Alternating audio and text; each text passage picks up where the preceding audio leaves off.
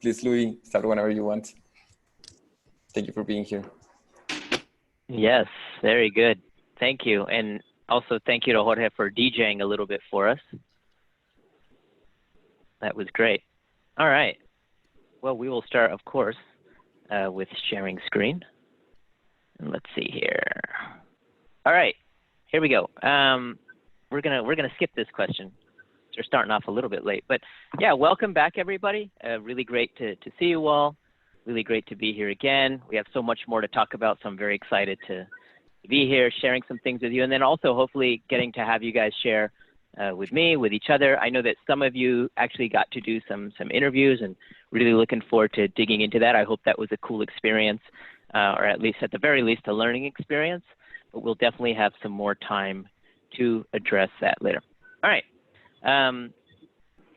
So do you guys ever, I don't know if you have like soap operas. I guess you have like the telenovelas. I know in Mexico we have those. Do they have those in Guatemala as well? You know, on the beginning of every episode, they're like previously. So we're going to do a real quick recap of just what we did last week, which sounds like forever ago, but it was just last week. And I think that everyone I kind of peeped at in the Zoom chat seemed to also have been here. So it shouldn't be new, but if you're very, very new, I hope that you can catch up. Please like DM me or Jorge or Carmen or Isa in the chat if you're like, I have no idea what's going on right now, and maybe we can get you up to speed. But previously on our empathy workshop, we took a quick look into what empathy was, some different kind of theoretical frameworks for which to think about it.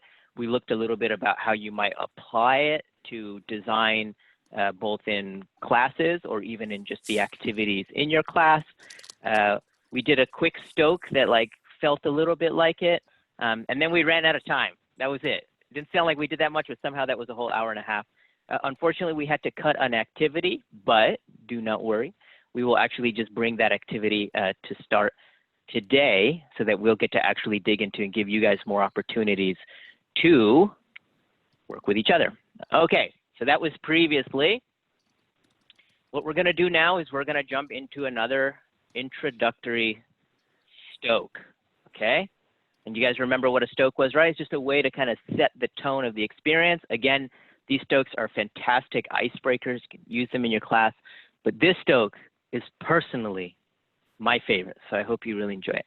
All right, essentially what is gonna happen is you're actually gonna be taken into breakout rooms. You're gonna be whisked into a breakout room with one other human being, okay? Once you do that, you need to establish, this is really hard, guys, you need to establish who's partner A and who's partner B. Who's A and B is arbitrary. You just get to make it up, but just make sure you know. And once you know, take a Sharpie and just write it on your hand. No, just kidding. Just remember if you're partner A or if you're partner B, all right? After that, this is where it gets really complicated. Now we're starting to play with technology. Ooh, scary, but we're gonna do it. We're gonna give you the link to a Google Doc, okay? And in that Google Doc is gonna have instructions. All right, that sounds simple enough, right? But here's the thing. The instructions are gonna change when the amount of time I've given you, which will be on the instructions, is up. So the first part is a couple minutes, and it's gonna tell you exactly what to do, and when that 2 minutes is up, I'm gonna put the second part, and then you guys need to switch, okay? All right, so first we gotta get you the doc. Was that shared in chat already, guys? I'm not sure. All right, copy link. We are going to, oh, I can't do this while I'm sharing screen, so we're gonna stop sharing screen. I already shared it, Louie. Okay, and it's already in there. Okay, fantastic. All right, so everybody's pretty clear. You guys everybody open up the Google Doc, and then if you can't open it up or something's wrong, just wave your hands or message somebody on here that we can get you set up. But everyone has to have this Google Doc open in order to get the instructions. It's very important. I'll give everyone a couple of minutes to do that.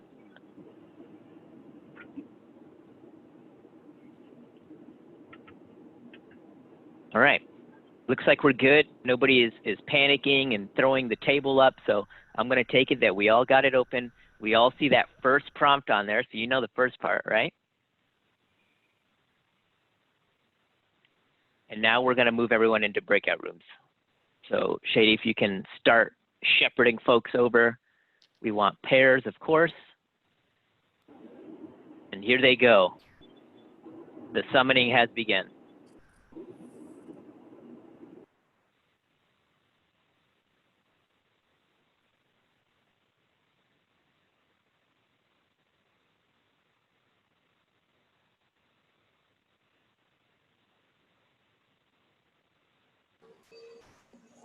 All right, 2 minutes on the clock. So 2 minutes from 30.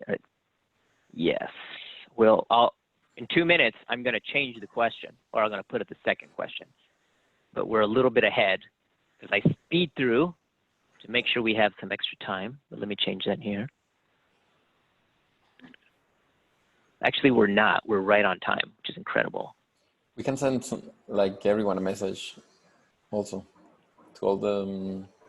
Yeah, in two minutes, we'll send them a message. Hey, check the Google Doc.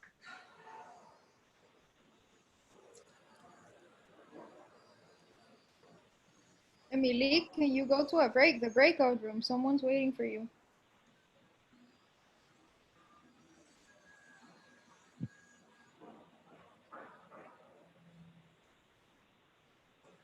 There we go. Very good. All right. We did it. I hope. Who knows what they're saying in there? They're like, oh, I don't know about those jokes.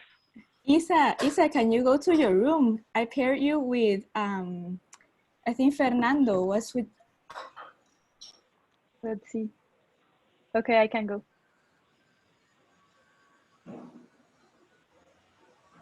We're dropping like flies. This is the last of us. Yeah. The last one standing. All right. Those are the type of jokes of Carmen, you know.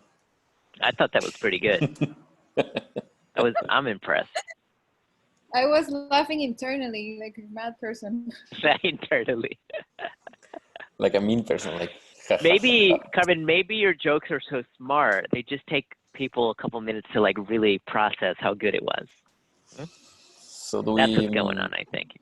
All right, part 12 seconds. 2. Okay, 12 seconds. You tell me when.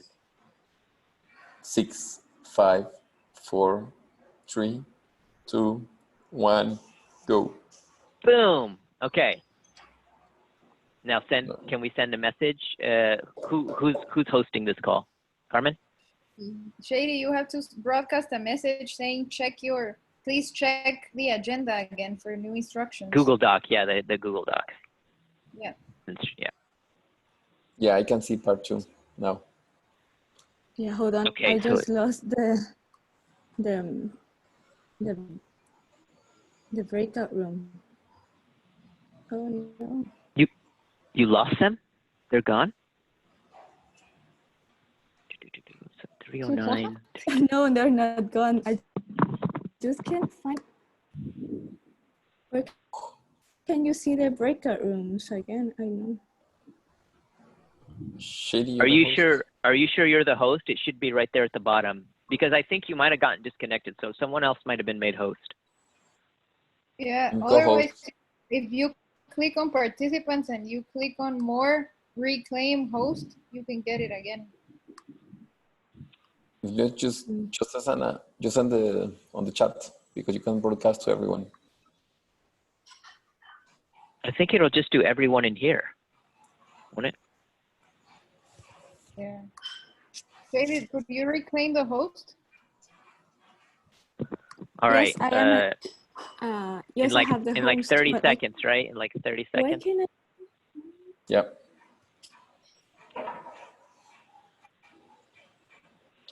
Let's see if they can get this. This is hard stuff. You know what I mean? And 15 tell me when, seconds. Jorge. Yeah, I'll tell you when.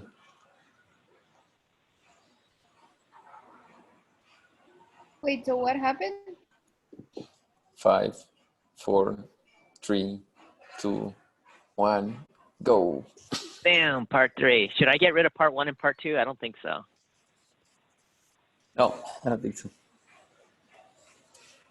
You know what? I'll gray them out. Aha. That's thinking with my noodle.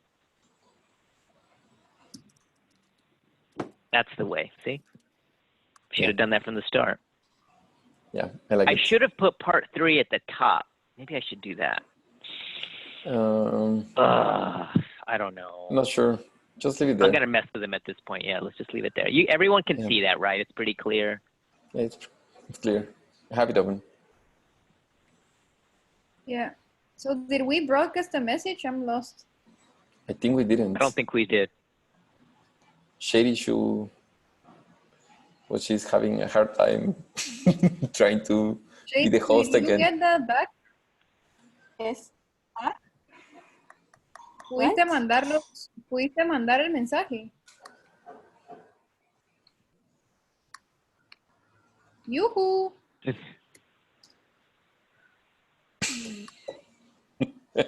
Shady. Hello? Yes. Oh, it seems like you're having a Se me está connection cortando. problem. What did you say? Que si pudiste mandar el mensaje a todos o reclamar al host. Sí, logré reclamar host, pero el message... Are we at time, Jorge? ¿Cómo es que lo haces?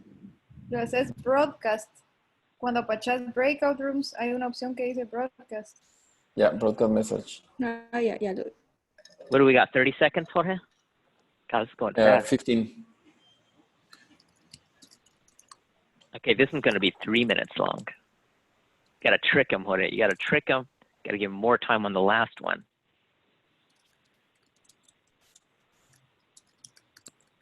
Now. All right, part 4. Maybe you could broadcast a message, Yes. Shady. Ya. ¿Aló? Sí, I would ya say- les mandé. I wouldn't say pueden encontrar, but I would say, por favor, léanlo. Por favor, revisen el Google Doc para las nuevas instrucciones, because they're new. Okay, so 3 minutes. So that's 3:15. So we'll bring them back at like 4:16. So let me change this here. Hola, Nancy. Hola, ¿cómo están? Hello, Louie. How are you doing? I'm Hi, sorry how are you? I'm late. They are in breakout rooms Hola. talking about the insults they found with the interviews. We're just doing, Nancy, so don't worry. Maybe. You just lost the, It just means you're stuck with us for a little bit. yeah. Okay. There could be worse things, I think. All right. There's something interesting that I found, and it's the fact that the students of the university, they are noticing that we are making a lot of effort during the classes online, but Mhm. what they don't like the most is that they only have 10 minutes between one class and another. And the fact that they are every day, the whole day basically in the room is one of the things that they are missing a lot. If we Mhm. do what we at the beginning of the first semester, or past years. Mónica, Shady, tal vez puedes llamarlos a todos, porque ya queda un minuto, creo. ok, ya, les voy a Solo llamar. decirles. Hola, Mónica. Hola, ¿cómo están? Perdón que estaba en una reunión con Cayo ustedes, así que hasta ahorita logré soltarme. Pero aquí No se estoy. preocupen, solo están en el Stoke, pero ya van a volver en un minuto. Ah, va, buenísimo. Súper. Hi, Louie, how are you? ¿Le das terminar a los breakout rooms? Ya Doing well, thank you. Ya, das. So we'll bring them back. We'll bring them back in one more minute. yeah, they should be concluding their conversation right now. Yeah, just send don't them do a it till message 4:16. Yeah. Just to give them a little minute to kind of wrap it up and maybe laugh. Le envié el Stoke por si lo quiere ver, Mónica. ¿Qué? Le envié el Stoke a ambas por si lo quieren ver. A ver, ¿en chat o en dónde? Chat. Let's see here.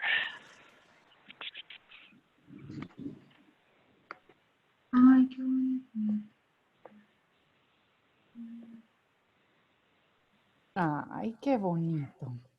How many people you think made it through the activities? Oh, here we go. Yeah, they're all back. Yay.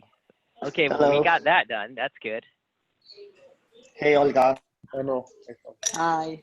You could it's called a panca in India. Hire someone to fan. All right, welcome back, everybody. I'm not going to share my screen for a little bit, just so you can have this open, see everybody's faces for a second. Let's let everybody get back in here. All right, cool.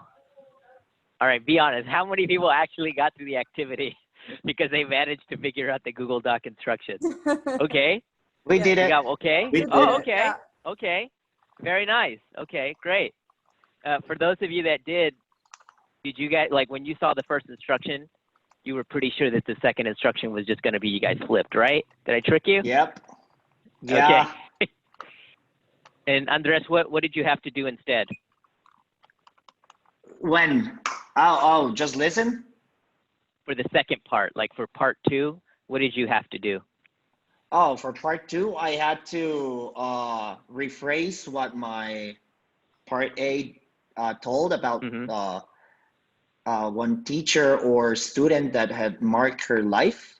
In this case, it was one professor that had the ability to, after when the class is finished, he pointed out to some students and he asked how did he, if he was a good teacher or not, and how did he taught the students. And that was something memorable for my partner. And Andres, were you able to tell the story like it was your own personal story? No, I failed a little bit when I got confused and nervous, but yeah, the second time was easier. Okay, good. And was anybody able to tell their partner's story like it was their own personal story? I did, but yeah? It was like a conscious decision on actually taking down notes and then talking as if I were my partner, you know. It was like, okay, I'm not going to speak in third person. I'm going to put myself in your shoes and start talking as if I were you. It was like I had to do this conscious decision of like giving this extra, no? Yes. So might have felt a little bit unnatural for folks, but it is at the core, like exactly what empathy is, right? We're trying to experience somebody else's reality. Now, a lot of you may have just been nervous to just be listening to somebody and having to remember all those things. And you're like, oh, I bet you I'm going to have to answer this afterwards. So you're probably thinking about your own answer. And very often it's important to think about, because when you do these empathy interviews, whether it's in a kind of fun stoke like this, or when you're talking to a student, we're oftentimes kind of thinking about our own statements. We're thinking about our own realities. And it can be very challenging to try to really understand and contextualize what our student is telling us. So I hope this was an activity that gave you at least a little bit of perspective into how that felt, what that was like. For anybody, I don't know if you guys noticed, maybe it was a kind of subtle hint, and this tends to work a lot better in person, obviously. The last part, which was part 4, I gave you an additional minute to tell your partner's story. Was anybody able to do that while speaking about the story in first person and take an additional moment? Like 1 extra minute with 3 instead of 2. Did anyone catch that? I think it was already difficult. Like you didn't know the person, so you had to present yourself at the beginning. So right. you had to start running all the way through the exercise to get there in time. So it was kind of difficult. So okay. I can share because connecting it to what Oscar was mentioning, my breakout room, I was with a dear good friend, Jime Vargas. So because we already knew each other, it was very easy for us to share our story, or even the fourth portion, which it was on my end that I needed to embellish her story, and like it definitely helped that we knew each other. This is a really good point, because when you need to empathize with somebody that you care about, love, and who, you know, has a lot of the same beliefs or a lot of the same contextual experiences it's going to be very easy to empathize. That becomes dramatically more difficult when you're faced with somebody who's very different, who's had a very different reality for you, to empathize with them. So you kind of have to go the extra mile. But I'm really glad you had brought that up, because I think it's a really important part of why we do empathy, and what I was talking about last time, which is cultural relativity, which is trying to understand somebody else in their own personal context. It is actually harder to do, but it is just as important. Obviously, if you really want to listen, you have to understand from their point of view. So great, thank you. I know that was probably a little bit chaotic.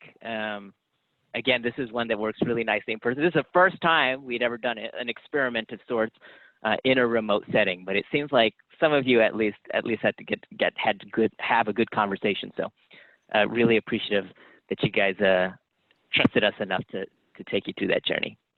So I'm going to start sharing screen again, and we're gonna continue on our way. That won't be our last activity. Don't worry if you missed it. You came a little late. That's totally okay. We'll get to do that again. All right. So that was your story. I know that a lot of folks did do some kind of empathy interviews. I also know that a lot of folks probably have a lot of questions. These are questions that I've received in the past, and I just wanted to kind of bring this up and talk about it very briefly, because I know these are like very frequent things that come up. One is like, how do you do empathy interviews? It might feel really unnatural at first, especially if your students aren't used to it, because this might be the first time for a lot of students where their opinion has ever been asked on how teaching could be or what their learning experience might feel. And so it might be some tension there. Over time, when you kind of open up these channels of communication and you build good trust and rapport with your students, you'll have better empathy experiences, because part of it is you being a good listener, asking good questions, but the other part is your student or your partner being vulnerable enough to share stories that are deep. And we'll actually dig into that in a little bit, but creating that open line of communication over time is really important. Empathy work is not something you can just do once, get all the answers and move on. It's something that you have to continuously use in your practice. You have to, of course, I talked about this before, is acknowledging power dynamics and power differentials. It's just an important part, again, especially because you might be even a different age, and that holds a kind of power. And I'm not saying that power in this instance is like a bad thing or something that we should be scared about. No, it's something that we should talk about. It's totally fine. This is how the world operates, but we just need to pay attention to those things, and that will help. One of the things that I think I've noticed at Stanford is when I go to do empathy interviews and people hear that I'm from Stanford, they kind of feel like they have to have an interview with me because I go to Stanford and I have this authority, and I teach there, I'm a professor there. But if I can talk and say, hey, just to know this is voluntary, I understand, I come from the schools, there's some things there. It helps kind of build trust, and also I'm just acknowledging what is, okay? Listening to the benefit of the student, you want to make sure that when your student is talking, that you're really listening and you're not placing judgment on the things that they're saying. This is really, really important, because I know we're kind of geared to have our own kind of belief systems, and that's totally fine. You might not agree with somebody, but if you're doing good empathy, you're really listening to them, and you're saying, I'm going to hold all my judgments, and I'm just going to try to understand their experience. All right? The fourth one is using maybe students who don't have the best go of the school. So if you did 10 empathy interviews with all 10 superstar students, they might be really fun, and it might feel good to hear, oh, wow, we're doing great. They're loving remote learning, but you actually learn a whole lot more if you talk to students who are having a harder of a time, okay? The other thing is like, all right, I did empathy interviews, like how do I make sense of any of them? Well, you want to keep track. Oftentimes what I'll do is I'll take an empathy interview, I'll go through it, I'll literally just put on a Post-it the things that they said and what I thought that meant. And as I come up with a lot of them, especially if I do, say, 5 or 6 interviews, I can start finding patterns. Well, my students are talking about fatigue, digital fatigue a lot. That's a whole pattern here. And when you start to find those things, what you might want to focus on becomes a lot more clear. And then the last is to lean into critical feedback. I think sometimes if you have a really good relationship with your student and you're having an empathy interview, they'll give you good feedback. It might not always feel great in the moment. I know we're all trying very hard to do this thing, like especially teaching remotely. There's going to be feedback, and it's good to take that in and just say, like, I know this comes with the best intention, and I'm going to take it and use it to do something better. So those are some empathy quick tips. If you have any questions about those, you know, shoot me an email. I hope that those will become clear as we do a couple more exercises that will kind of build into those tips. Okay. So let's jump to the next slide, which this I talked about last time, but we're going to make it a little bit more concrete for you guys this time. And this was learning from people in context. Remember that I said we have to understand the student through their perspective, through their experiences. And as you talk to students, you're trying to build in that empathy skill. That's like the heart of what empathy is, right? That's what we're talking about. But in this case, we actually want to look at something more specific. And that's going to be thinking about the way that the pandemic has changed the way students learn. And how can we use empathy and being able to hear our students' experiences to make that process better, right? I know a lot of us have jumped to Zoom. We're using kind of digital platforms, and those seem really great, and we're making good headway. How do students feel about that? Are they connecting with it? Is it hard for them? Well, those are the types of things that we could use empathy to dig into. Now, that's just like one way to enter into doing empathy work. You could use empathy for a huge variety of issues, but this is the one that we're going to kind of play with here, because I anticipate it's the one that a lot of you are really thinking about and that students are really thinking about. Okay. So with that being said, you guys got to do some interviews, and we actually just wanted to think about what was happening at your school. I'm going to invite Carmen maybe to say a little bit. Now, Carmen, you had told me that a few folks emailed you, said they got to do an actual empathy interview. And I also know just from our conversation that you, at the kind of administrative level, were also trying to talk to students in here. Do you just want to say a little bit about what you're trying to learn from students, or what other of the participants here did with students? Yeah, thank you, Louie. And get ready, everyone, get ready for the Oscars, because I'm going to start by thanking everyone. So I want to thank Emily and Karen Schlosser, who helped us put together a survey that we sent out to all faculty, all UFM faculty and students. This was at the beginning of the pandemic and at the end of the semester, of the first semester. So we got a ton of feedback from both students and faculty. And thank you everyone who filled out the survey.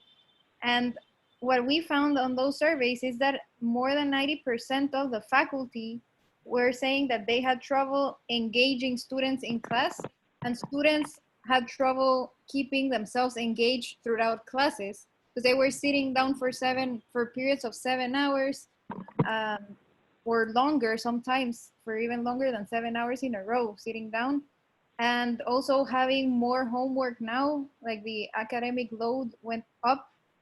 And yeah, so sitting down, trying to stay engaged, and having more homework were the three largest concerns for the students. And for the faculty, they were all related to active learning, dealing with technology, but mostly trying to engage the students.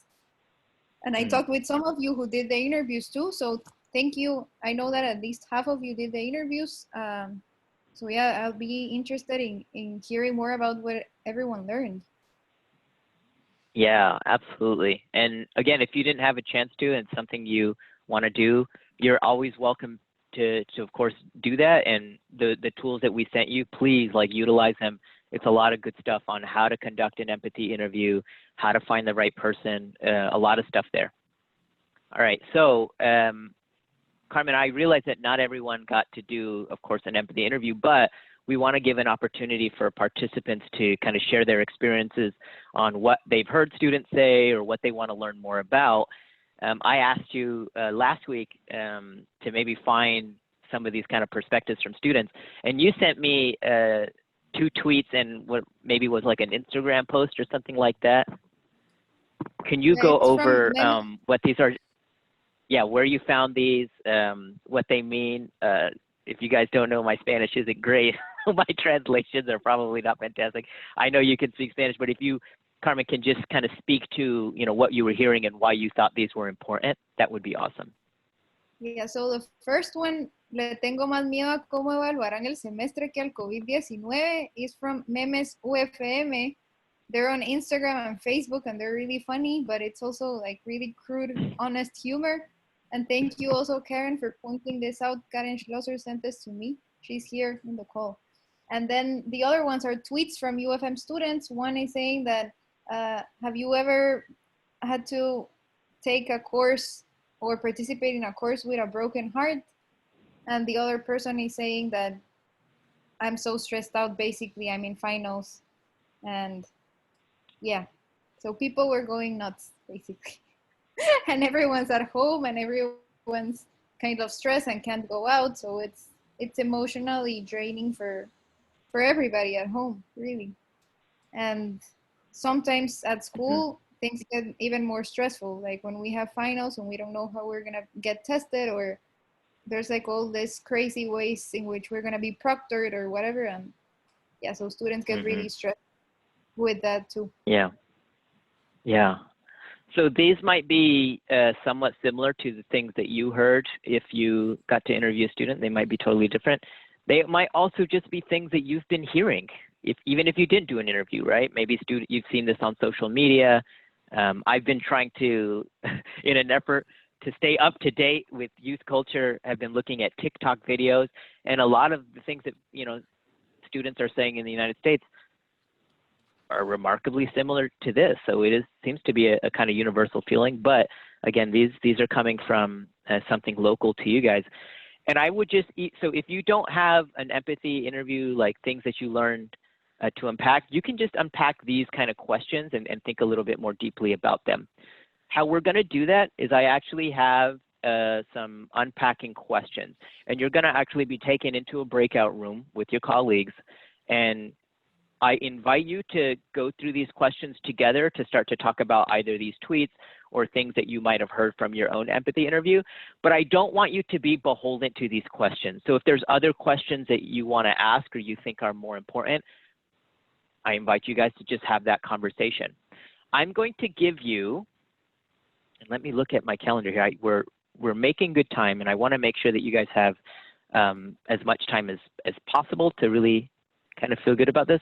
I'm going to give you, let's do 12 minutes in a group. We'll do breakout groups of 3. I think we agreed 3. Jorge, is that right? Did we say 3? Yes. Yes. Yeah. Okay. So you'll have 12 minutes. And again, what we're going to do is you're either going to share the insight that you learned from your empathy interview, if you got to do one, or if all of you got to do one, that's awesome. And then you're going to go through some of these questions. And if not, you can just look at the tweets. And you're asking, well, how am I going to do that? You're not going to be sharing the screen. It's okay. You remember that Google Doc that we looked at earlier? Does anyone still have that link up? Well, if you do, we're going to go back and use that again. I've popped in those tweets and these questions into that Google Doc. Maybe somebody can put it in the chat again, just in case it can be there again. That way you guys will be able to follow along. Okay, does that sound good? Everyone have access? Okay, let me give you guys enough time to just open up that Google Doc again. I should have told you to keep it open, but I didn't think about it then. But you guys will have access to all the questions as well as those comments by students.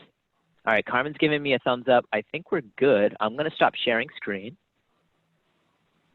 And then we are going to move into breakout rooms for 12 minutes.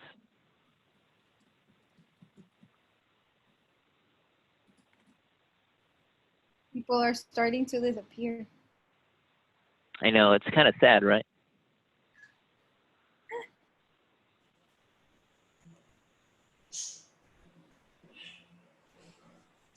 I like Fernando's picture. That's from a movie star. Yeah, he is a movie star. I know. Did you like the movie? I haven't seen it. ¿Tú sí? I have some questions. Sí, por supuesto. Tengo unas preguntas de la película. What questions?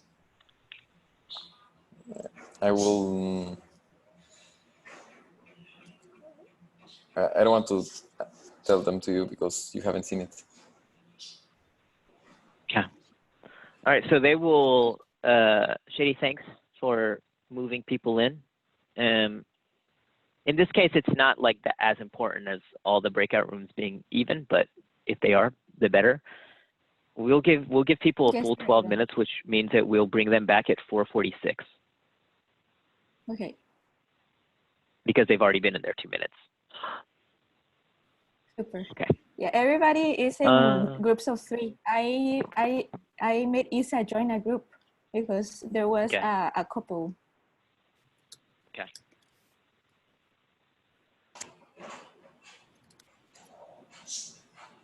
Should we send a message? Did we say how long they had, or should we send a message that says we will be joining the main room in 10 minutes? Maybe we'll send them like, oh, it's...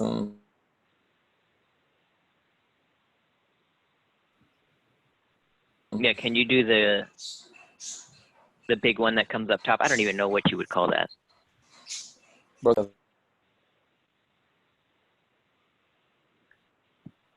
Wait, I'll turn my video off. My internet is so yucky.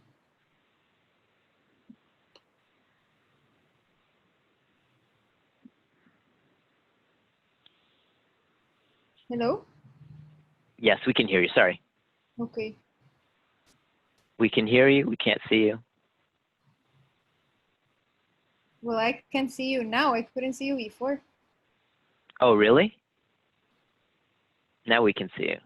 And it's nighttime. You turned on your webcam, and then it's also nighttime all of a sudden. It's because it's raining. It's raining here. It's pouring. Raining. I haven't seen rain in probably a year, honestly. Really? It does not rain in California yet. Not here. It doesn't rain ever. Wow. Wow. I'm gonna say, yeah, here, it maybe rains raining the whole month. Like 1 month of the year for like a week, and then it doesn't rain for the rest of the year. What?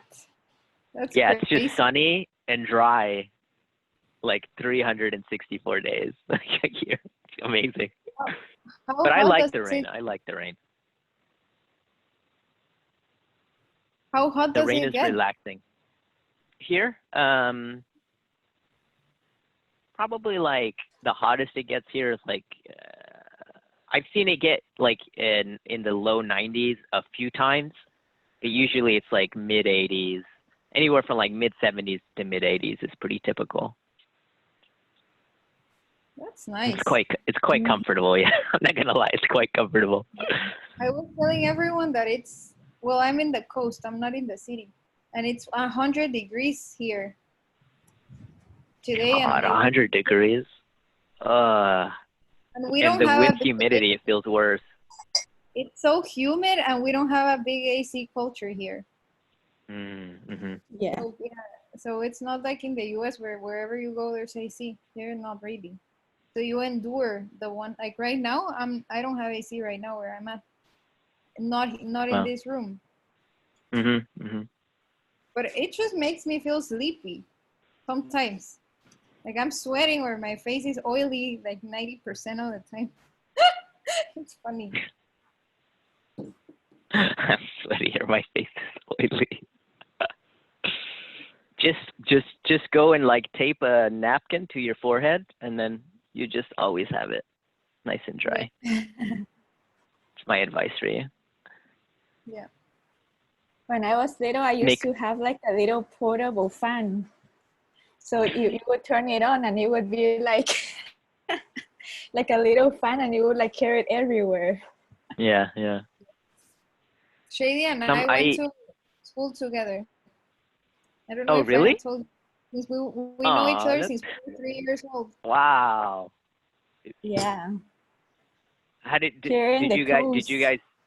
you know, how did you find that out, or did you just know? Like, no, we know. We were in a small class. It was 20 people. Oh, you guys were like friends? You guys like knew each other? Yes. Yeah. Oh my gosh. Our school was a similar school.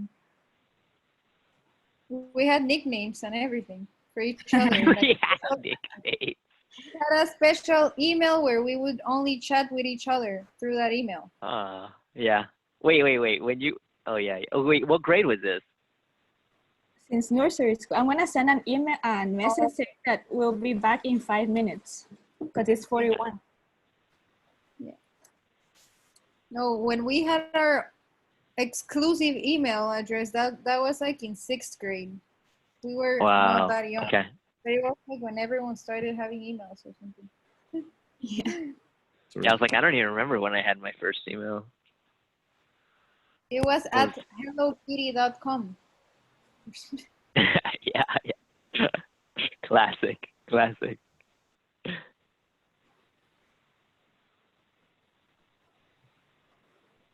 Do you all live close or no? How big is the city you're in? It's bigger than San Francisco. Oh, really? So it is pretty big. Yeah. There's like 5 million people too. It's pretty dense. 5 million? I mean, with all the suburbs and just inside the city, probably you have 2.5, 3. Yeah. And then with the suburbs, it's 5, 4 or 5. It's big. It's really big. Yeah, it's big. And yeah, we all live like kind of like nearby from the, well, I don't know where Shady lives, but I know that Carmen lives nearby. Yeah, I live 2 blocks away from Jorge. Wait, what? 2 blocks? Yeah. That's really close. You could like throw a rock and hit his house. And she hasn't invited me. I mean, to her you'd home, have to have so a really good throw, but you know, it's possible. I feel like I've invited you through Zoom. I've invited everyone to my home now. I will invite you when you feel safe. Yeah.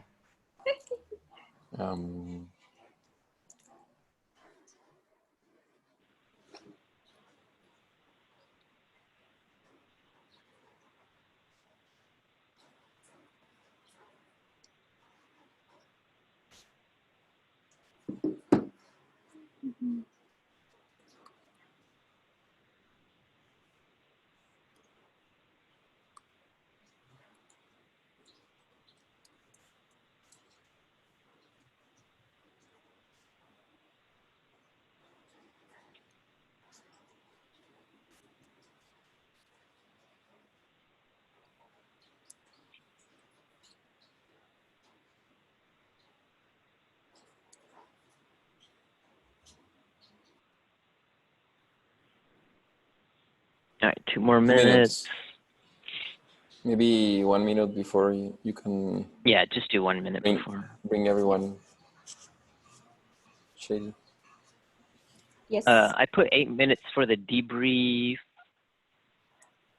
I'm gonna send another message that there is only 2 more minutes left so people can start wrapping up.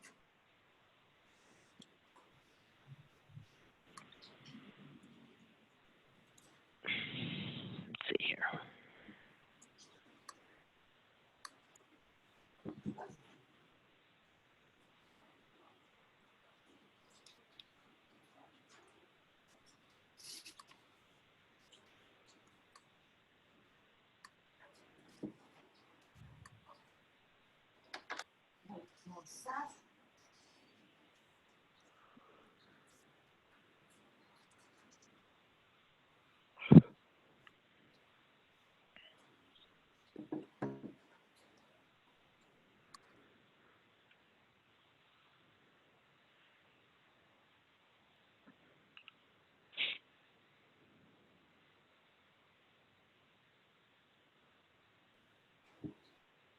One more minute left.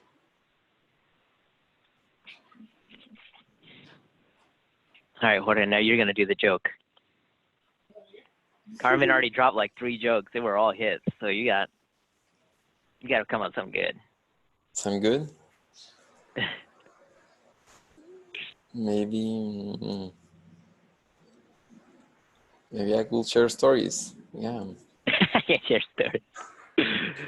Just tell like all your childhood stories. Just take it. Yeah. And then this one time when I was 7 years old. Yeah. Okay, it's 46. I'm gonna bring everybody back. Okay. Ready? Yes.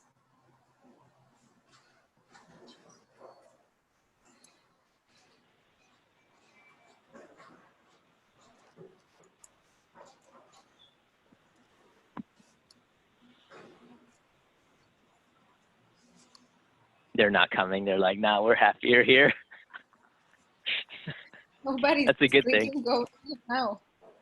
Do you think it was too much time or it's okay? Yeah. 12 minutes? No, Yeah, it's okay it was. for just on point. It's easy to have a good conversation with 3 people. Like when you get to like 7, 8 people, it's hard. It's like nobody knows what to say, but when 3, it feels good. Yeah, 3 feels good. That's true.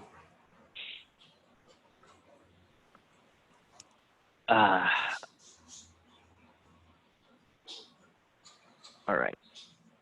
Now comes the journey map. Hi. Hello. Hello. Hola.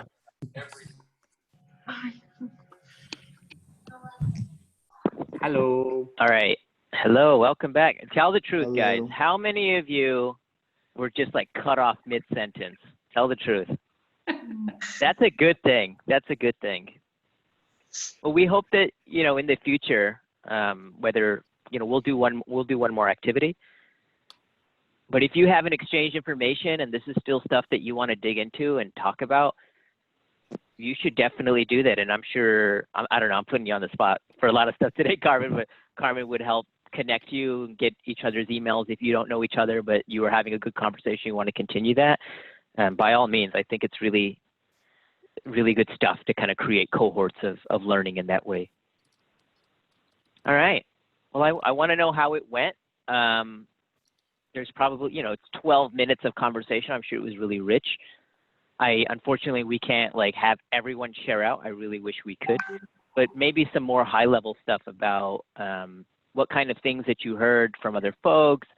Did anything surprise you? Did anything kind of strike you as something you just had no idea about? Perhaps things that you want to learn more about, or did you have any new ideas in your conversation about what you might do differently or how you might want to learn from students? I know that's for like 8 questions, but you can tackle any one of them. How'd that feel, guys?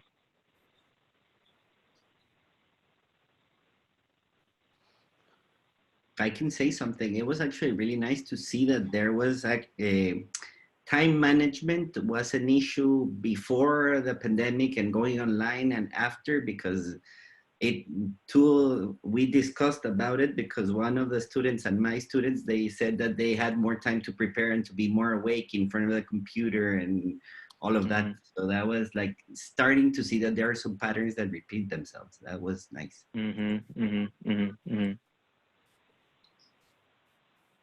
I think it was interesting to hear the comparison between different students from different schools. I mean, the empathy is different. And actually in our group, we have one of the teachers that has students from the School of Medicine and also from the School of Nutrition. And they're in different years of their program. And the ones that are like at the end, they're missing some type of things. And the ones that are at the beginning, others. So I think that's interesting. And in the empathy process, I mean, sometimes we just have a tag that says students, but there's not students. I mean, it's every single student is totally different, and the experience he or she is having is completely relevant. So yeah, I enjoyed a lot both exercises, the interviewing and the shadowing. I love the process and to exchange with some other participants of the program. It's very interesting. Monica, thank you for making that point. I think it's a really important one. Oftentimes there is a kind of urge to say, well, what do the students think? And you're like, well, which one? Because there's a lot of them and they all have very different experiences. One of the things that will very often happen when you do multiple empathy interviews, you'll actually have contradicting interviews. Like some students will say, online learning is perfect, it's great, I don't even want to go back to class, this is fantastic. And other students will say, this is totally awful, I can't do it, I can't focus, I'm not learning anything. And what you do with that kind of mismatched information can feel really challenging. But one of the things we think about is oftentimes we don't want to do empathy work to come up with one solution to try to fix every problem. Like there's no silver bullet. Are you guys familiar with the term silver bullet? It's like this idea that one solution can fix everything. That's not how life works. It like never has been, it never will be. And it's because everybody has such different needs. So what this allows you to do is pull out a lot of different needs and start to kind of make solutions, like multiple solutions that address specific needs.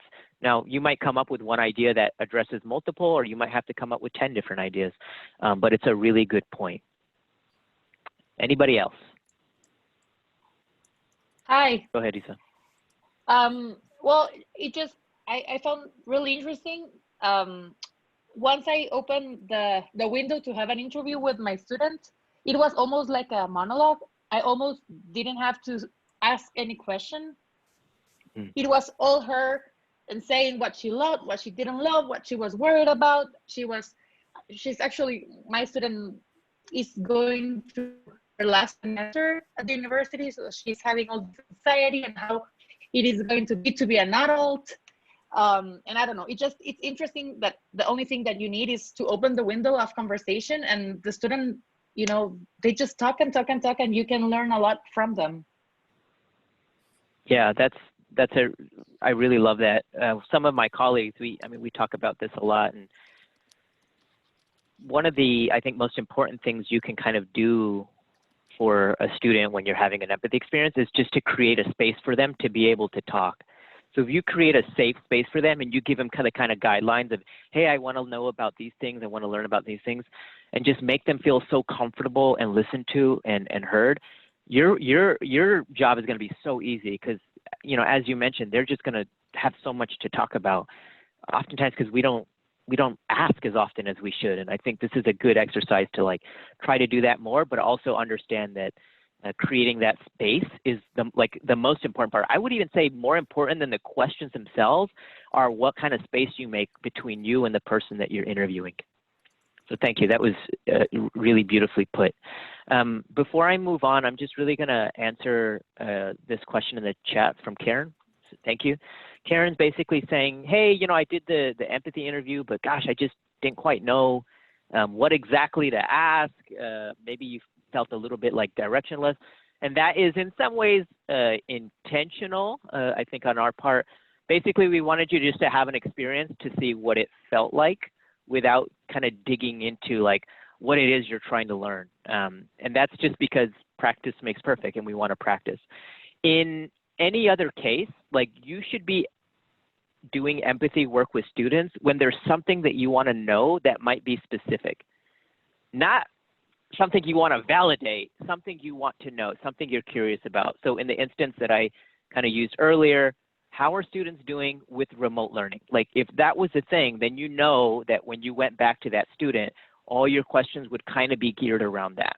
But here's the thing, more important than kind of these really specific questions is just the ability to allow students to tell stories, to talk about what they're going through, and that oftentimes opens up a lot more. So even though you might think, well, I just want to know how to make remote learning better, what might actually come out is that your student might feel disconnected from other humans, and that doesn't really necessarily have anything to do with remote learning, but that's why they can't communicate on a remote learning experience. That's the need that you need to work on. So it's not about making the Zoom call better, it's about making this person feel more connected with other students. So you kind of have to be in these both places. You want to be specific and try to learn something about what your students are going through, but you also don't want to be so specific that you just like turn a blind eye towards everything else that they're experiencing and feeling. All right, thank you. So let's do one more activity. We will, let's see here. Okay, we will share the screen.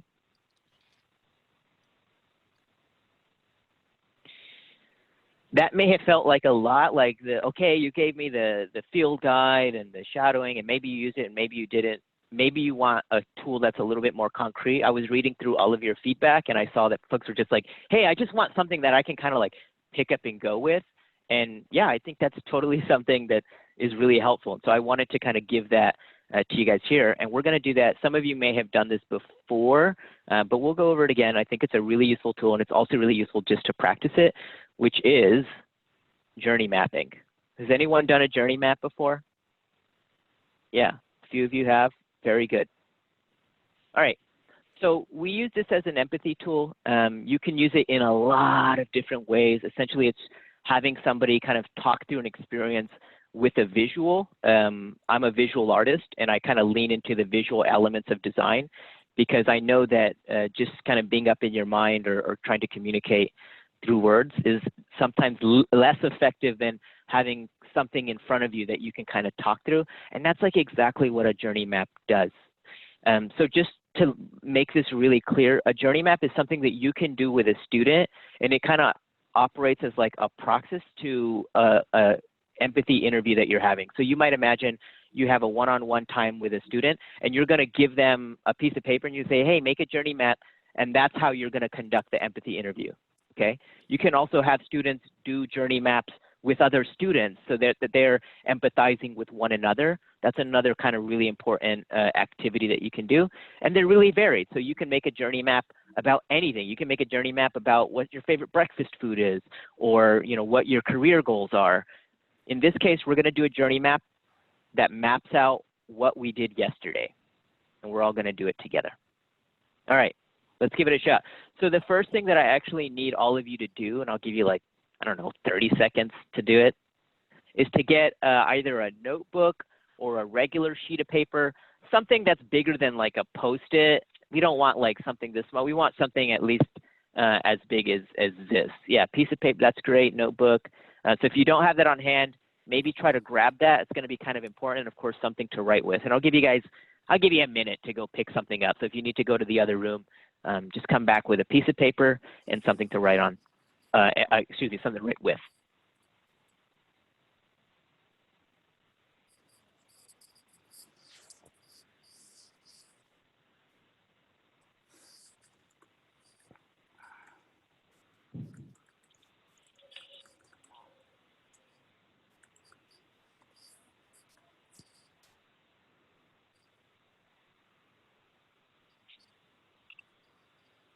And I'll tell you what, when you have something, maybe just hold it up in front of you so that we know.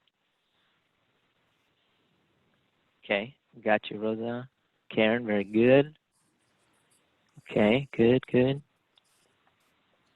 All right. Okay, Oscar, we're good. All right, just Javier, I think we just, unless he's invisible, just waiting on him. There we go. All right. Excellent. I know that some of you might not have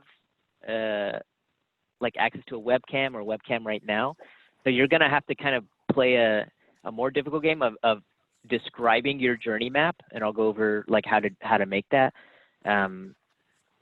just with your voice. So it's a little challenging, but you can do it. I still think that if you can, try to make your own. All right, and we're going to go over how you make a journey map. All right, so we want to map out our yesterday. The first thing that I'm going to have you do on your journey map is to draw this. Can everyone see that? All right, draw that. And you want it to take up like the whole, I'm giving you a cheater here. This is what they look like. You want it to kind of take up the whole side so that you have a lot of room to work with. It's like a little drawing class, like Bob Ross or something. It's fun. All right, very good. And once we do that, I actually want you to label some of these axes. So the vertical line is going to represent our emotions. And at the top, we're going to put a plus sign, which indicates positive emotions. And on the bottom side, we're going to put a minus sign, which represent negative emotions. Now, what does that mean? It's a bit abstract, but I'm going to say positive emotions are things like you were excited, you had a lot of energy, you were feeling good or happy or comfortable.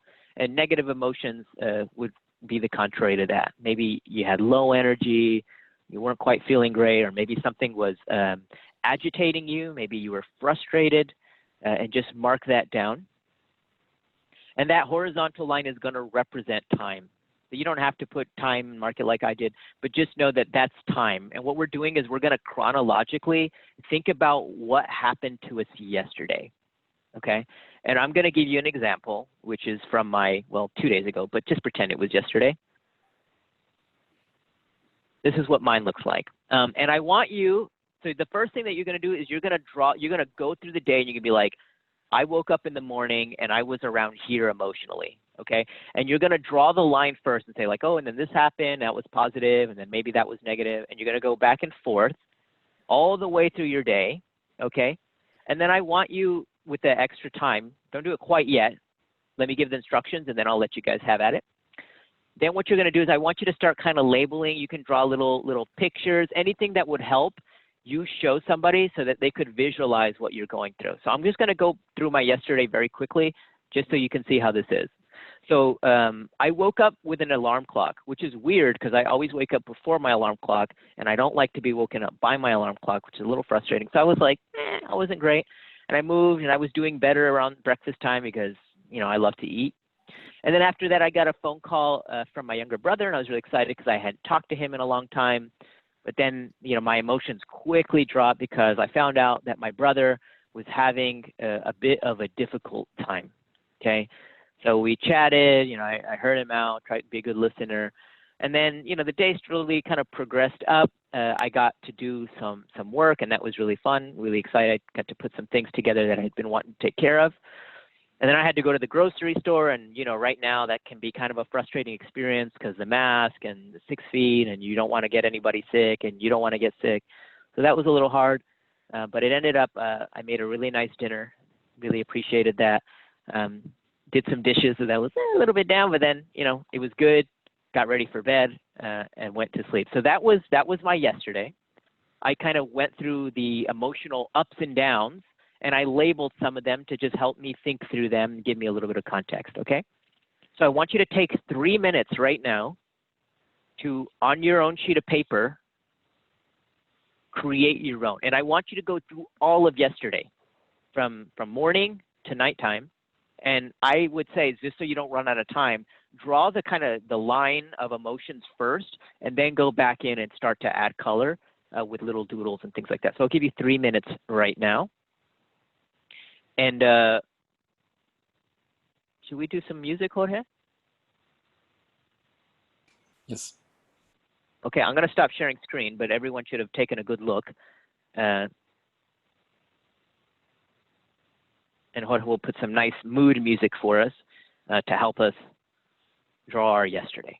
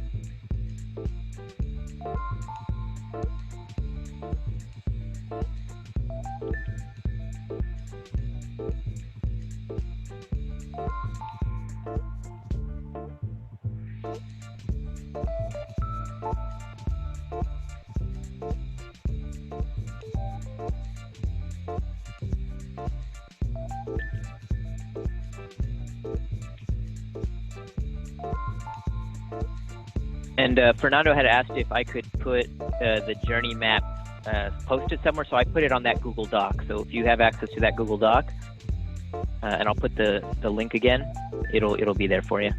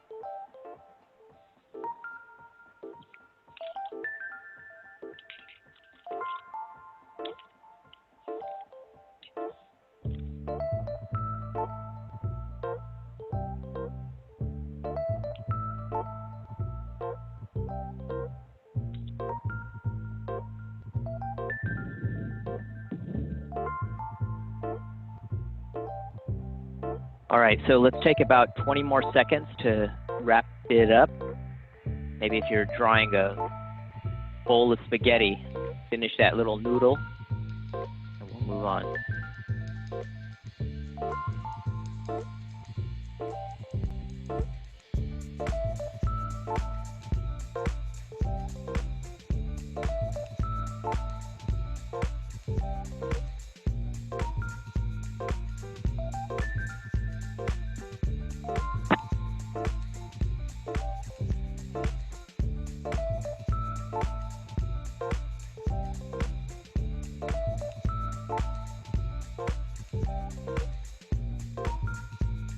All right, very good. So Jorge, if you can hit the music for me and turn that off, we can continue.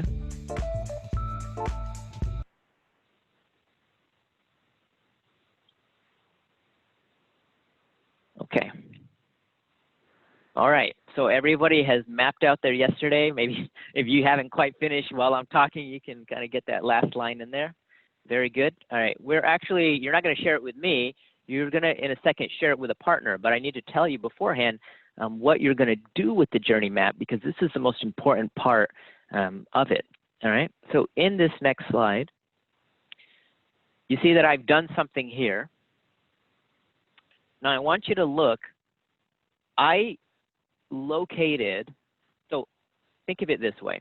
If my partner gave me this, so if I was doing this activity with Jorge, I had Jorge make a journey map.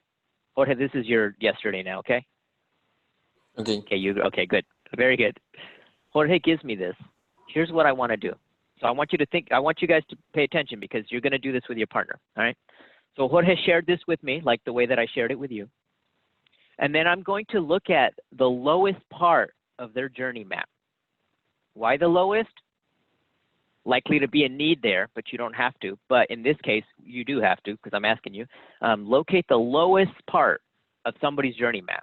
Maybe it's all in the positive, but even then, find the lowest part, and I want you to ask questions about that part.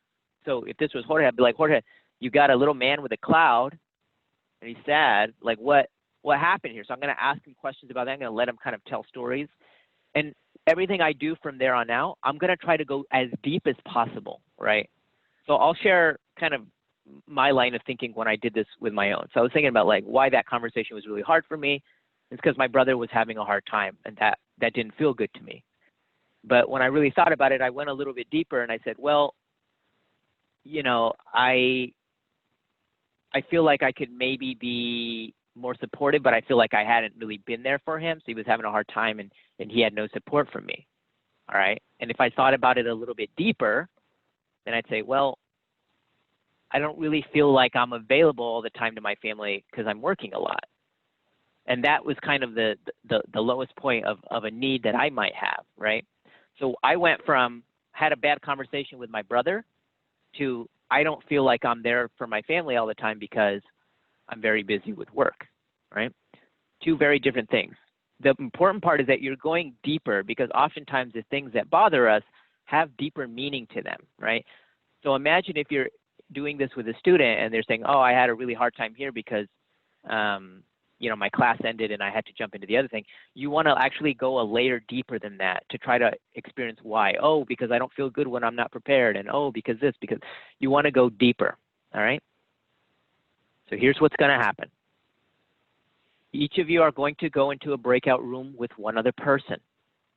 In 3 minutes, you're going to be given an opportunity, partner A, partner B, you know, you guys decide all that, to share your journey map. So I'm partner A, I'm going to share my journey map with my partner, okay?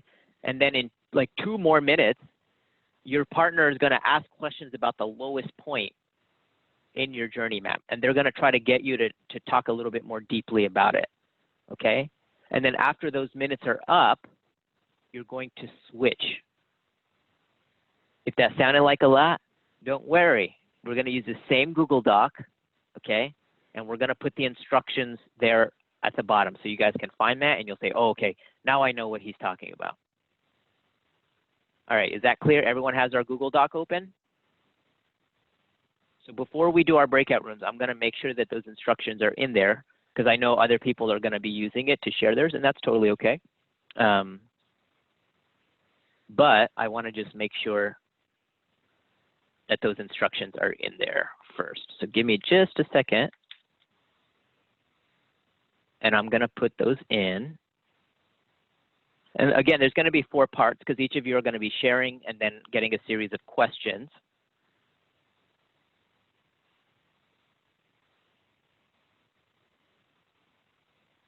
Okay.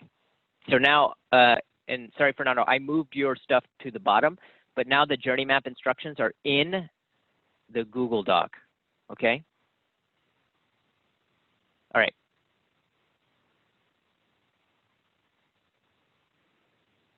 It was kind of a lot, but the instructions are there. You go in your breakout rooms, read them aloud if you need to, take the necessary amount of time, and we'll see you when you get back. Thank you.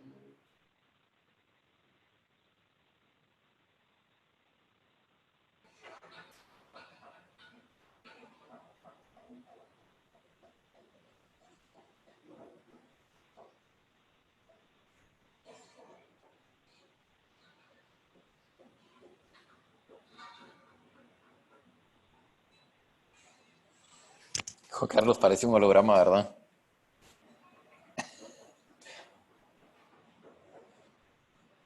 I think it's going great, the workshop. Yeah, really.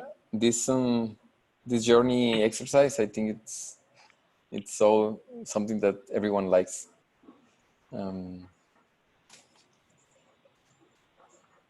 For the closing round, are you going to ask something, or you just what did you have in mind, Louie?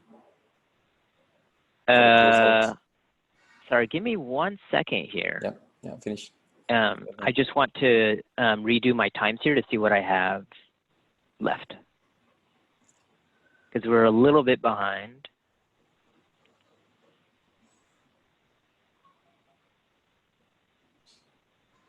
Four more minutes here, so this is 20.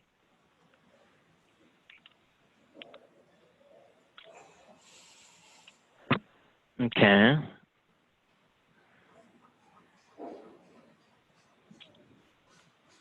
$26 debrief. We're gonna have to cut it down to 4 minutes. And yeah. All right. Sorry, Jorge, can you say that again? Yeah, for the closeout, were you thinking? Oh yeah. What were you thinking? Well, yeah, you have like applications and how might you use it? We'll talk about applications. I did kind of go over those in the beginning, like you can use this with your student. Jorge, if you have experiences where you've used it, like I can give an experience, like, you know, I was working in a middle school and my students were a little bit nervous to talk to me. They didn't know me, but I did a journey map with them to try to understand how they were feeling about school safety. And this was a nice way to do that. So like, that's an activity. But if you have one that you've done, it'll, I think, help give like a better context. We kind of like did one for the last activity that we did on Thursday, because it's like stepping into the shoes of the students. And okay, let's say that you are a student and it's your first week of class and you don't know anything about this new thing. So we send them an email to get kind of like an update. Mm-hmm. Then you help us to plan like every minute of the kind of like the activities that we had. Mm-hmm. Mm-hmm. Louis, before you guys continue, Louis, at what time are we finishing this breakout room so I can send people a little message when there's like 5 minutes left or something like that? At 5:25. 5:25? Okay, great. Then at 5:20, I will send a message of 5 minutes left.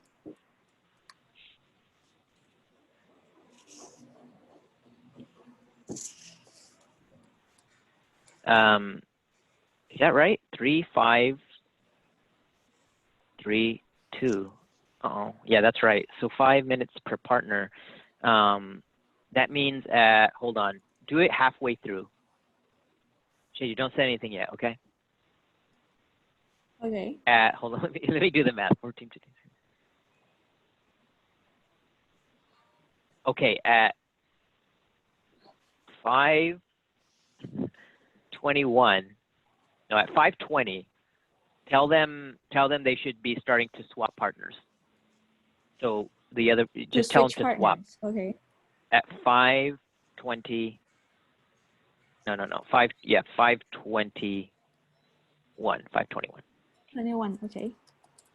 I will prepare the message.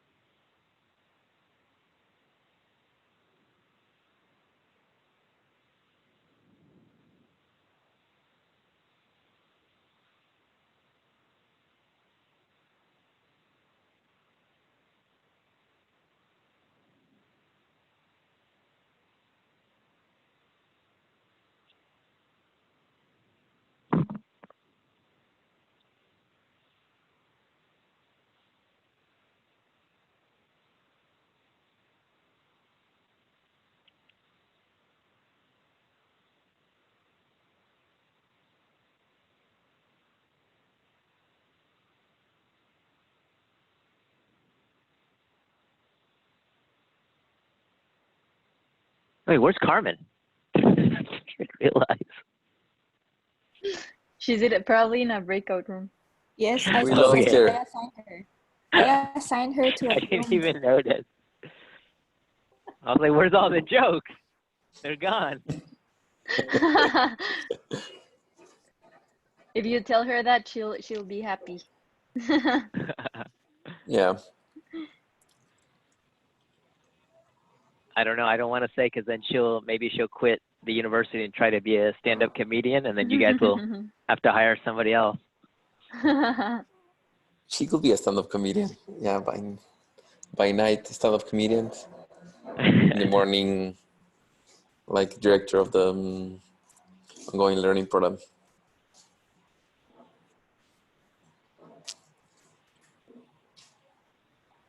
I didn't know about the journey map. I really like that. That's easy. I mean, you can do them quick. I probably did not give them as much time. And it's a bit differently when you do it in person, because what you actually want to do, I should talk about this, but you want to take my journey map and I take your journey map, and then we both I'm going to take notes on your journey map too. That's another thing that I do. So it's like, this is the one you gave me, Isa, okay? And so I have yours, and I'm looking, I'm saying, well, what happened here? And you were like, well, my dog was barking like crazy and I was getting frustrated. Oh, okay. Well, tell me more about that. And I take notes here, right? So then I'm going to use this later to try to design something for you. So now I have all my notes and I have some context as to what happened. It's a really nice tool.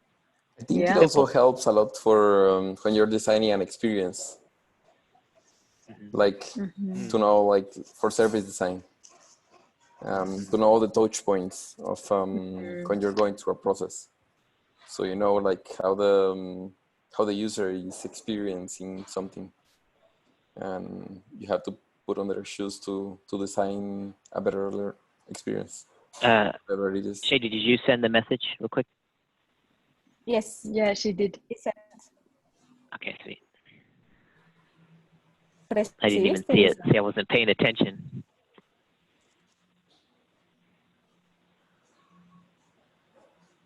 All right.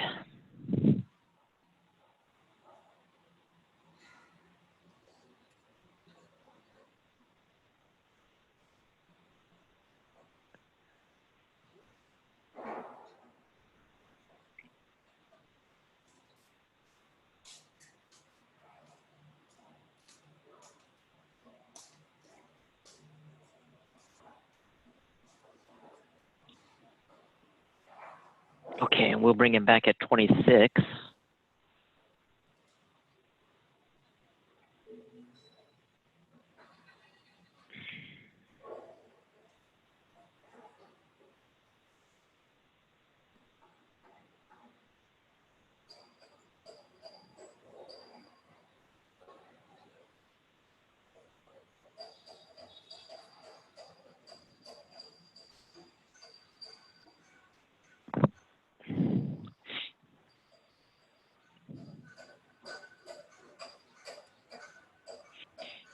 I think you can stretch that activity, and I kind of considered it, but I was like, 3 days of empathy is too much. Let's just get it done today, give them the tool. What I think for next week or for next Wednesday, the prompt will be what I'm going to maybe have them design how they would integrate empathy into their course design or class design, but in a structured way. So not one time, but how would you do this routinely, right? And then give them some kind of parameters for how to do that. And we'll do, Jorge, constraints. Do you know when you have people brainstorm with constraints? Be like, you got to spend $1 million, or you have no time to do it, you got to do it on the fly. Yeah, we did a workshop on Friday with Isa, with some folks from Colombia. Yeah, those are awesome. I used that one. I got good constraints though at the university. One of them's gonna be, it has to involve puppies. That's the best. That's the best That's a good constraint. one. Yeah, the one that I really like and the one that it helps. I mean, you're always switching between things that open your mind and things that close your mind, open, close, open, close. But the ones that are very helpful, I think that's analogies.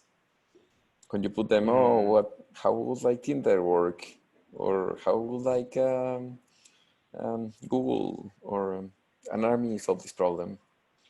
That's where they kind of get more ideas. Yeah, I agree. We use also journey maps for example, when people is when we're kind of at the beginning of the class, when we want them to experience for example, how to navigate the courts, just them to map how do they feel during the different touch points of the court. So for example, like you go to a court and you're speaking in Japanese and they only speak in English. And that's it. Yeah. And basically that was your 10 minutes on the court and you have to go back. Yeah. All right. Let's start bringing them back. Yeah.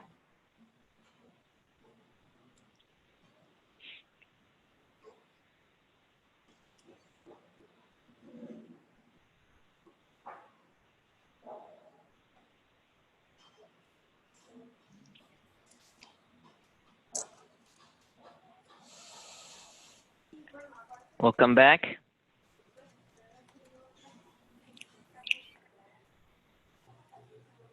Carmen, oh my gosh, we didn't know where you went. We thought we called the search and rescue.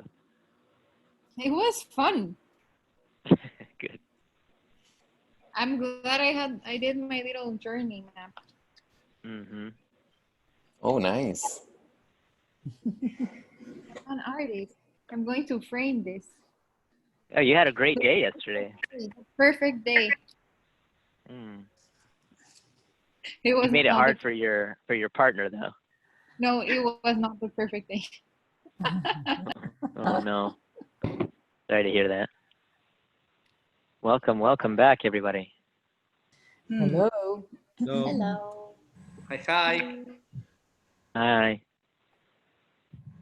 All right. I know that was probably fast. I'll give you guys a little bit of insider information. If you do that with students, give them more time. You probably recognize that immediately. But did anybody get to go through the whole activity with their partner, like both people shared and you guys went down the ladder? How did that feel? Yes. Good. It made me realize that I sometimes waste time in negative emotions that when you go back and you track them down, you can actually, well, my perspective was that I wasted yesterday because of a neck pain all my morning dealing with it in the wrong way and just wasting my time in a negative emotion. Well, not wasting, but discovering these negative emotions that can sometimes, I don't know, change your morning, and that you can do nothing about it. It's just. And did you were able to unpack that when you did your journey map, or also with the questions that you got to go deeper? I think I went deeper when my partner Fernando asked me a little bit more about what happened. Is this something that just happened on a Sunday, or has it been repeated? I don't know, maybe a Monday or a Tuesday, but thankfully it was just Sunday. Yeah. But it was a good activity. I really like the activity. Thank you. I felt really hurt. I just want to say, and it might be because we had 2 minutes where we would talk and the other person would just listen, and then the person would ask questions. So I just felt really heard the whole time. And then I felt like I was really listening. Like I had blocked that time to just listen, and then I'm going to ask questions later. I'm just listening right now. Yeah. Sometimes it sounds kind of silly, but structuring a conversation in that way can be incredibly helpful. And we're like, oh, we're just talking. Like I do that every day. I know how to do that. But this type of, listening is different, and it's very intentional. And so that's why like a journey map in of itself might not seem like the most high tech or innovative thing ever, but it's the structure around how it operates and how you like follow it. That's actually incredibly helpful. And so there's a lot of uses for the tool. Carmen, I think you like laid one out, which was, it's great for you to feel heard and listened to. Andres, it's a great opportunity for, the person making the journey map to really think about what they're doing, of course. For the partner, it's good to help get at answering or asking those deeper questions, which we don't often do. I don't know, what the typical greeting is in Spanish, but, here in the United States, like, I meet someone, I'm like, hey, how are you? And they say good, even if they're not doing good, right? We're programmed socially just to do that, right? Monica, it's a good question. yes, you can use a journey map for a day. You can use a journey map for a semester. Let me share one last slide here. And just talk about some of the applications you can do with it. It's a really varied tool. Think about it like a Swiss Army knife, right? It has so many different ways to be utilized. You can, one, use it just to have students reflect on their experience, because the ability to do good interviews, I said, depends also on like how willing the other person is to be vulnerable. And the more comfortable they are at like mapping out how something went or how the class was, the better they're going to get at it. So now you're going to get more from the interview, and they're going to get more just because they're more comfortable kind of thinking about their emotional levels. And remember, empathy is all around emotions. It's like the core element. Of course, there's just gaining insight. So if you just want to learn about something specific, this is another tool that you can use to just kind of structure what that would look like. So instead of saying, hey, just tell me about your yesterday, you might say, hey, tell me about one of your remote learning experiences. Map that out in a journey map. You know, how long was it? 2 hours? Tell me what happened in those 2 hours. Oh, it started fun because we had a stoke, and then it got kind of boring, and then we got to do a breakout room. It's fun. Like, you can do it in that instance, right? And if you can do that, then of course, you can use this as a kind of way of receiving feedback for all of your lessons. I could like give all of you a journey map and say, take me through the course of this learning experience, and you can say hi, low, and I would learn a lot from that as well. So those are some of the very practical applications. And the best part of it, you guys don't need to print out any sheets of paper. You don't need to buy something expensive, you know, at the store. You need a piece of paper and a pen. It's the most accessible thing ever. So I invite you to do that. I have this kind of question, which we'll start to maybe dig into a little bit more in the next session, which is just going to be more of an open studio hours. I'll do a quick lecturette on how to run a good brainstorm, on how to get some of your ideas out and things like that. But the majority of time will be you in breakout rooms trying to ponder this question, like how might you use a journey map, or how might you incorporate empathy into your class design or course design routinely, like in a structured way. So if you guys are interested in having your colleagues help you think through that and helping them think through that, that's what we're going to do next session. Again, some brainstorming stuff and things like that. And lastly, any questions, please send them to the team, and we will answer them. And that's it. We're a little bit over 3 minutes. I'm sorry, guys. Thank you so much again. I hope this was enjoyable, and you guys got to chat and get to meet folks and do some fun exercises. Thank you. Thank you. And before everyone leaves, I don't know if Rosa is here, but if anyone can stay, I'm just curious because she's a psychologist. I'm just curious about how this could be used in that way too, or if psychologists ever use it. But yeah, just feel here free. I am. Yeah, I was telling on the small groups that this is what we do on the clinic every day. Like just have empathy and listen to the people, but really listen to those words that make sense to them. And in class, I just use those words for them to understand the material, to understand what they are going through, so they can learn better. Yeah. That's great. Yeah. Louie, do you think it's like a way of measuring energy level? I mean, how would you compare it with energy level? I mean, I think it depends on what you're trying to learn about. So if you're checking for engagement, yeah, that energy level might be like the good thing that you're putting on that axis, because if you have lower energy, it's likely that you're disengaging a little bit, right? And so and so. So it depends, right? So it could be energy level, emotional level. There's a lot of ways I think you can spin that depending on what you're trying to learn.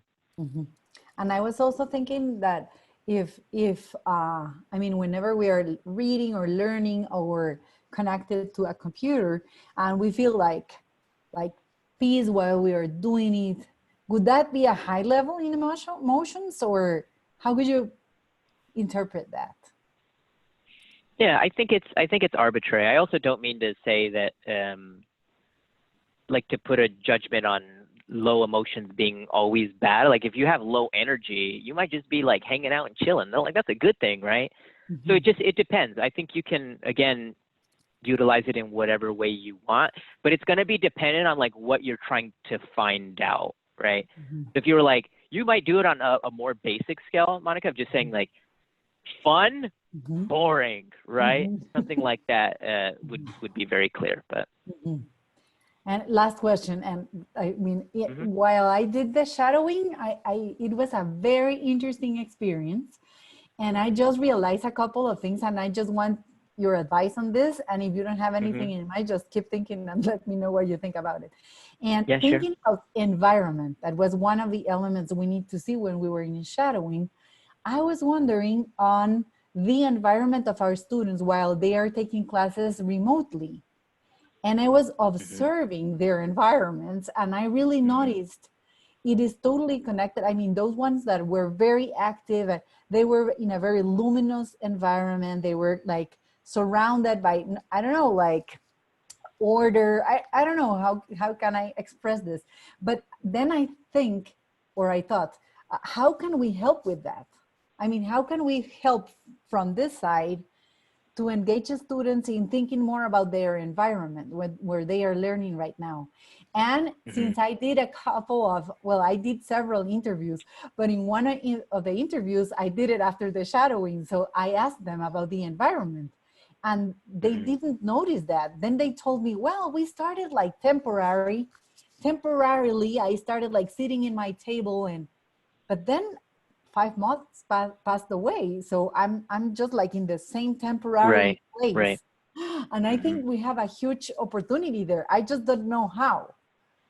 But I think you've kind of answered already. You're like even thinking about, okay, one is just making folks recognize that is important, right?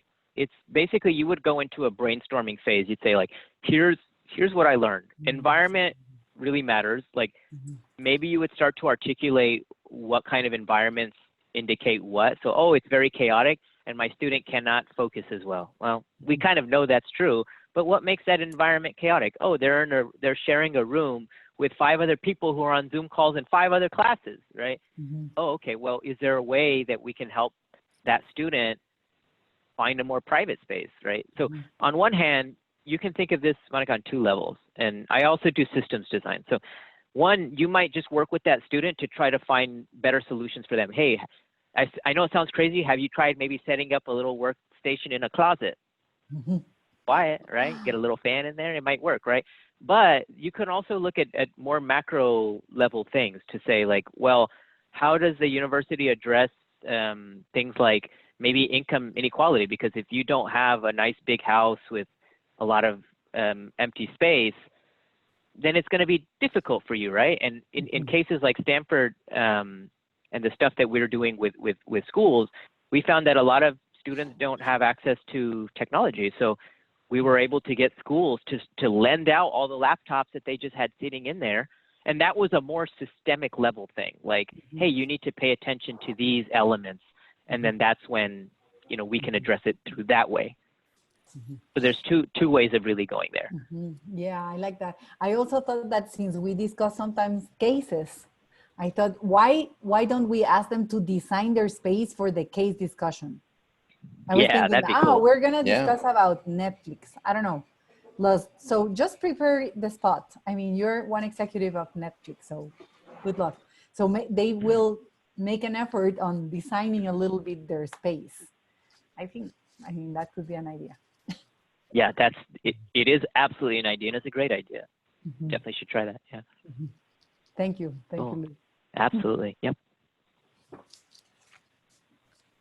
I just wanted to let you know that we used the Stoke from the first day with our students, and it went really well. Everybody, we didn't do it exactly the same way, but we gave each student a couple of different questions and asked them to respond, kind of to the whole group. But it was so nice to have unusual questions. So thank you. Yeah. It really helped. Did you add any questions that were really fun that you wouldn't mind sharing with me? I'm always looking to put more stuff on there. So you know what, I didn't. I just went with yours, but it's encouraging me to think of a few. So if I do, I'll definitely email them over to you. Did anybody do the football dance? No. Victory dance? No. I don't know if that translates culturally. Yeah, I don't know if that translates culturally, but like it's a fun one. Dance. Yeah. Yeah, it's success dance. In person, it's funny to see folks like doing the funky chicken or whatever. Carmen translated it, so there is a Spanish version now, if anyone wants to use it. Cool. Oh, really? Carmen, can I get that too? Yeah, it was actually Shady, so thank you, Shady. Oh, Shady, it was thank you. Shady. Yeah, Sorry. I would love to have that. Yeah. Thank you, Shady. Folks are always asking us to translate the tool, so I think we could even put that up on the website. That'd be great. Perfect. Yay. Yeah, thank you. We'll use the journey map too, and all the other like different ways to interact. So we'll let you know how it goes. Yeah, great. Yeah, thank you for telling that. That was such a fun story to hear. Thank you. Yeah. I want to try it out with my friends and family. Yeah.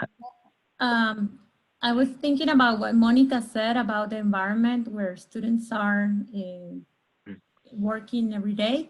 And I don't know, we can make a collaboration with the Faculty of Architecture. So we can might suggest certain things such as light or like your background, or I don't know, certain things that might be helpful, not costly for them to set up a better environment. So maybe we can just join forces there, or maybe the students of architecture or interiors might discuss with economics, and so they will also have like a chance to socialize and exchange certain things besides their colleagues from school.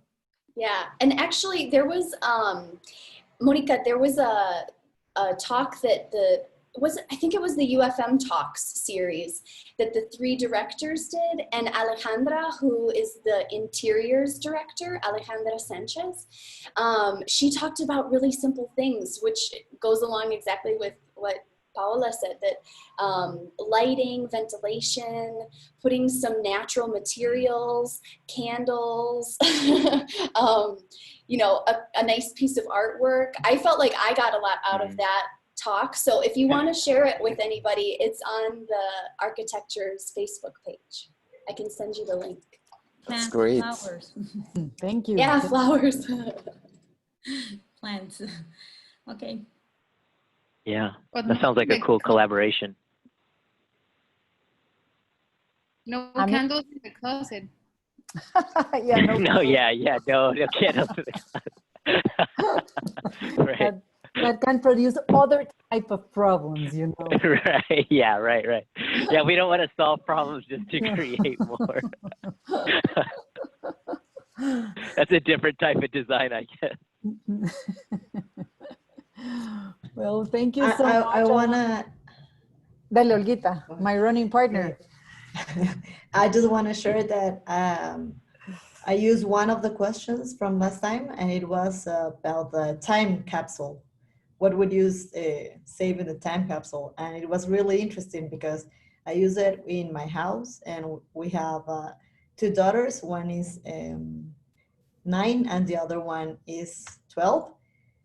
And my husband and me, and they all said all kind of stuff. But what was really interesting for me is that what they thought, like 2 of them said pictures or things that you could touch. Pictures, t-shirts, a ball, a bat, and the other one was like a sunset, a smile. So it I just kept on thinking, so maybe like this question can tell you what type of thinking process those people have. Like if some are more creative or more linear and structured. I found that really interesting. Wow, that's interesting. Yeah. But I don't know. Just one question. That's amazing. Yeah. Do you think it's connected or? Of course. I mean, you know, one of the things that so when I designed that activity, I made sure that there were kind of too many questions to get to think about any of them, and I make it like it's a race. And there's something special that happens when you're like rapid fire answering is you tend to just put the unfiltered version out. And that can be very, I mean, it's scary because you can be very vulnerable and share some things that maybe you weren't like, so 100% comfortable with. But it's also, I think, for me, beautiful to hear people tell these things that seem to be really truthful, and just somebody's getting to kind of see how my mind thinks, and you know, that how powerful of a moment is that. So yeah, I think it's absolutely connected.